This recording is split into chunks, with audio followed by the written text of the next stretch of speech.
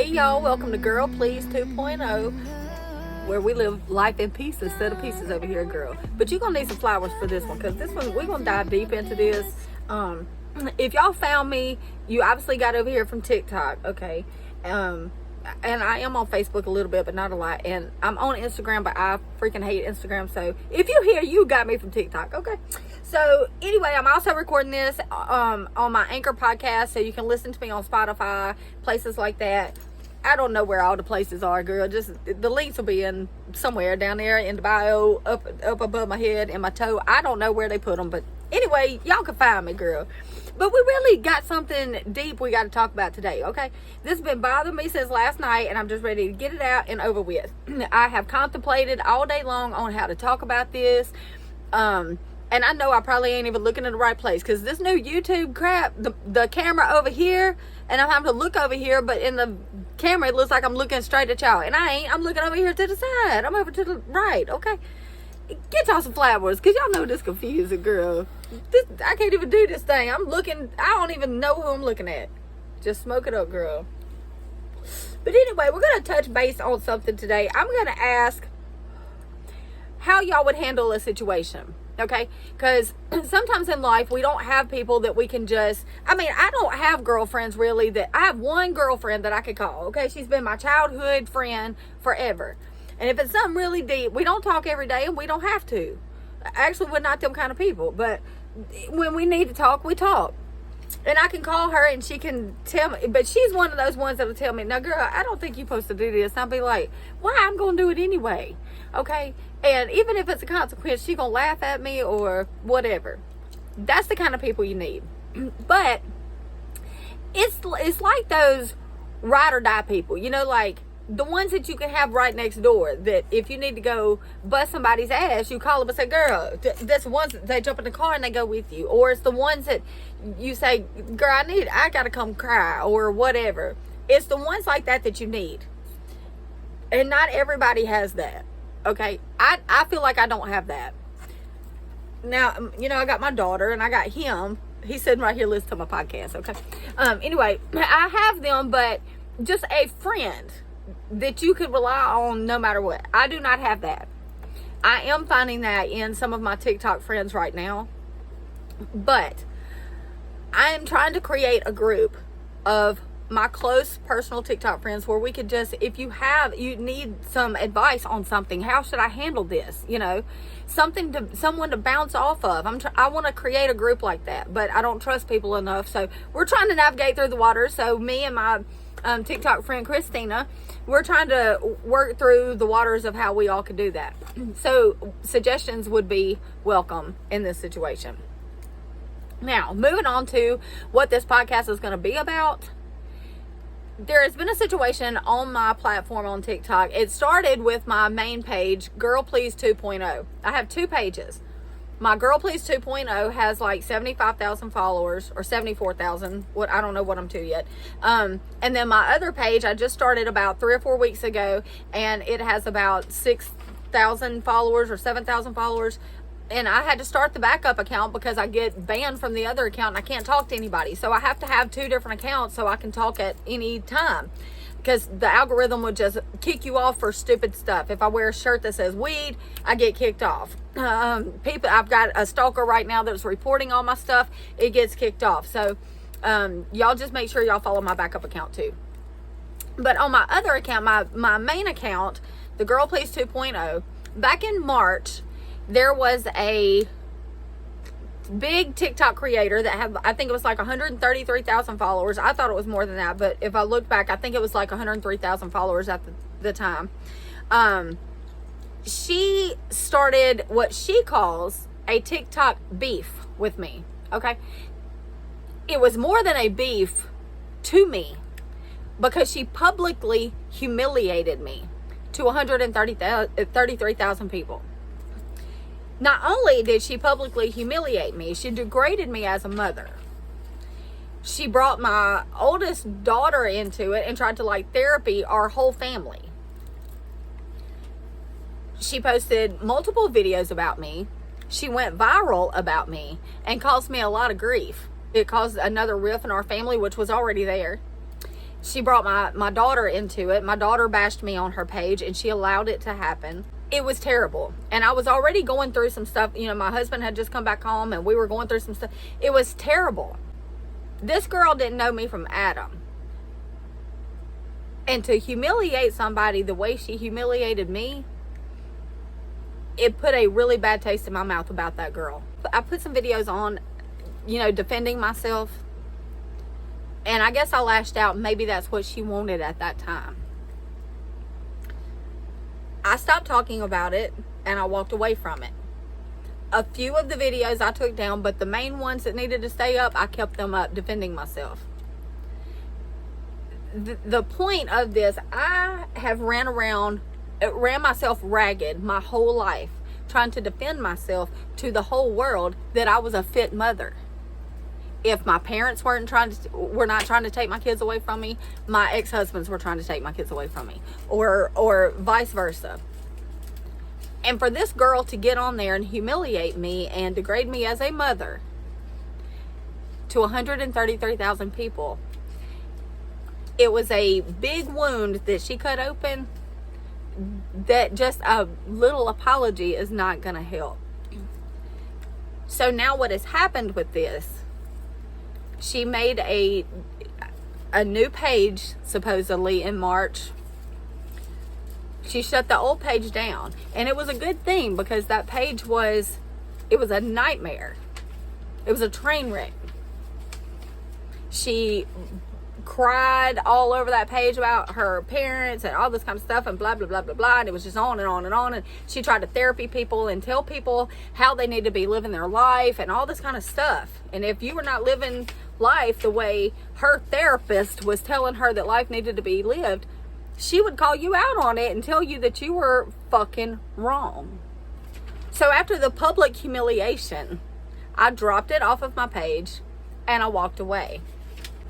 Last night, I looked into my TikTok and my inbox and everything, and I was trying to get caught up on some stuff. And there was a comment on my new account on one of my motivational videos. And it was a comment from her, but I didn't know it. And it said, "I duetted this video. I hope you see it." I commented back because I didn't know who it was. I commented and said, "I will go dig up the video and look for it." So when I dug up the video and looked for it, when I pulled it up, it was her. And it's from a new video, a new account that she made like in March.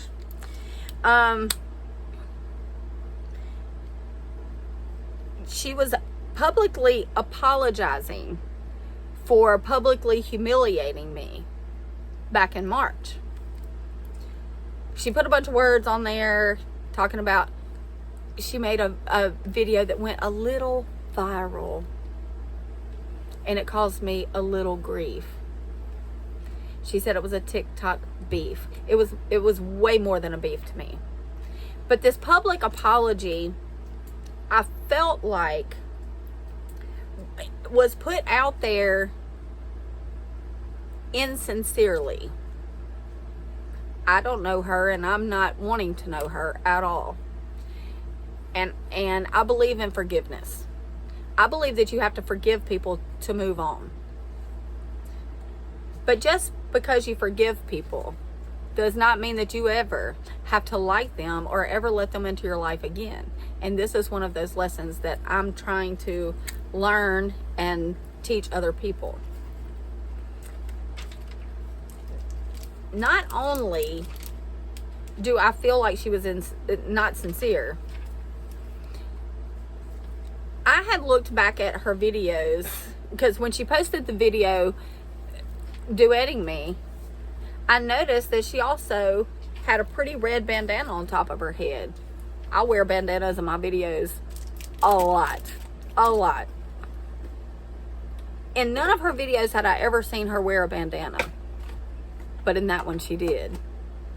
So it kind of felt like she was either mocking me or copying me. Now, if it's a new fashion trend that I'm starting, that's all fine and dandy. That was, you know, I thought, okay, well, she thought my bandana was cute, so she had to wear one too. It wouldn't have mattered so much had I not looked back at the videos again of where she humiliated me. And I noticed that someone commented on my video of me defending myself to her and said, well, besides this, can we talk about your shirt? Did you cut your shirt yourself? And I said, well, yeah, we can talk about my shirt. I'll show you how I did it. And I made a tutorial video on how I cut my shirts. And what do you know? This girl started a t-shirt business because she was in a crisis in her life. Cuts the t-shirts like me, things like that. She don't cut them like me. She always one-ups. I started vinyl business. She started sublimation business. I cut my shirts, and she don't cut the seam off. She cuts it right at the seam. It's things like that that make me feel that she is not sincere. And see, that's the difference between she and I. And she always tells me that she can see herself in me, but this is where we are so different. She's been married to the same person for 30 years, and she has 3 children with him. I've been a single mother for most of my time. I've been alone. I've raised my children by myself. I've had my family take me to court to try to take my kids from me. I've had someone take my child from me. I know she talks about traumas with her mother, things like that. But I think if you put it on a scale, in this situation, one outweighs the other. She didn't know my story at all, and she just attacked me like nobody's business. You know, she's never been a single mom. And if she has, it doesn't show in her videos to me. I don't feel like she's ever had to live her life alone and pay all of her bills alone and have no friends, no nothing, no family, no nothing, by herself, no children, no nothing to be there with her. So I'm not sure if this girl has ever had to figure things out on her own like that or not, but I have. And along those roads, when you're out in the streets like that and you're just frolicking around in life trying to figure it the fuck out, you learn characteristics of people. Also, when you're out there flailing around in life and trying to figure it the fuck out, and you go through so much therapy, as I have, you also learn characteristics of people. I feel that this girl is not sincere with me. I feel like once she shut her old page, I don't even know if I talked about that. She shut her old page down and started up this new page where she's doing the t-shirts, and now she's wearing bandanas around her head. And I just feel like she tries to copy everything I do in my life. I don't know. I just don't feel like it's authentic. And when you've lived by yourself and struggled as hard as I have to hold on to every little piece of dignity that I have, it's hard to be authentic. The things I do are authentic. The things I talk about are authentic. They are my thoughts. They are my belief systems. They are the way I feel, the way I react to things. And not everybody is going to accept that. But if you have to put on a persona of someone else, take their ideas, twist them around a little bit, and just copy them. If you cannot be authentic in your own self, I don't know what to tell you, but I'm so sick of people just take it. There's one girl that's stalking me. She's all over. She posts my videos all over her page to get a reaction out of me. And I'm about to close this down because I'm really tired of talking about it. But the one other thing I want to say about that it's not authentic thing. In the duet to me where she was apologizing, it says her video went a little viral. And she didn't think it was wrong. She thought she was doing the right thing at that time. Well, maybe you're doing this again to try to go a little viral. Because you only have 5,000 followers over there on your new page. And you destroyed your old page. And you should have, and she should have, because it was crap. I'm not ever going to take down my my original page. I only have 75,000 followers over there. The issue I have with you, I'm not trying to hide what happened.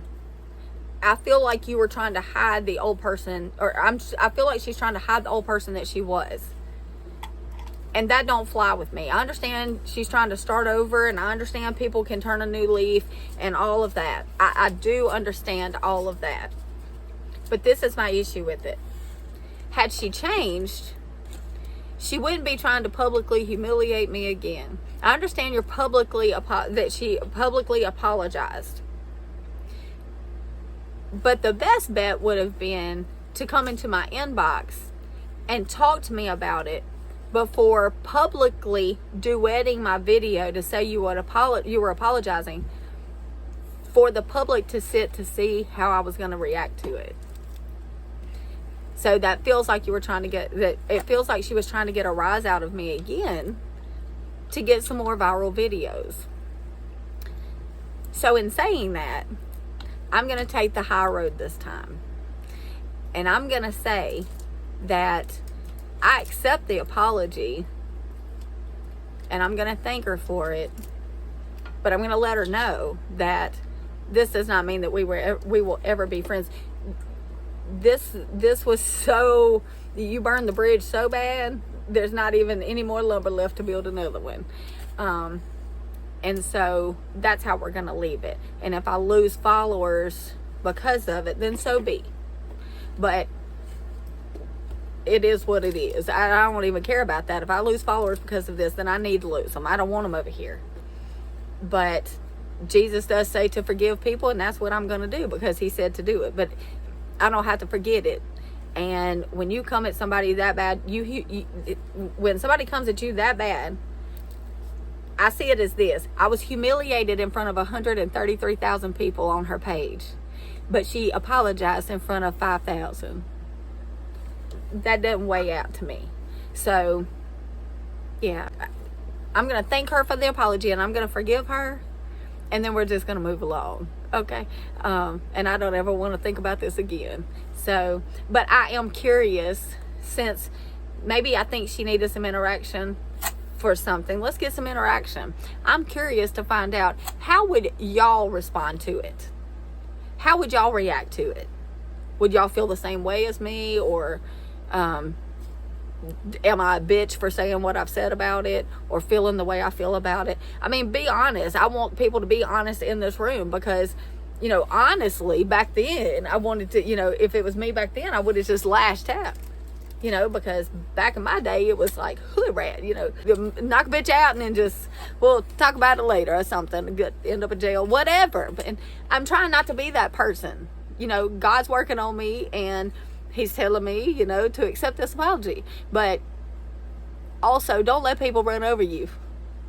And I've done that my whole life. There are people out there, there's players out there, there's pretenders out there. And I'm not meaning players as I'm a player. I mean players as they're really in the game to really try to change their life. They're playing the game to really do better. But then you have pretenders out there that actually play the game they're just pretending. They're just trying to pull the wool over your eyes, baby, so they can come in a swoop. And sometimes I feel like in this situation, this is what is happening with this girl on my TikTok. So anyway, I'm curious as to see how y'all would handle it, and y'all let me know. And if the girl sees my podcast, you know, that I'm talking about, I just want to let you know I really liked your bandana. Okay, bye now.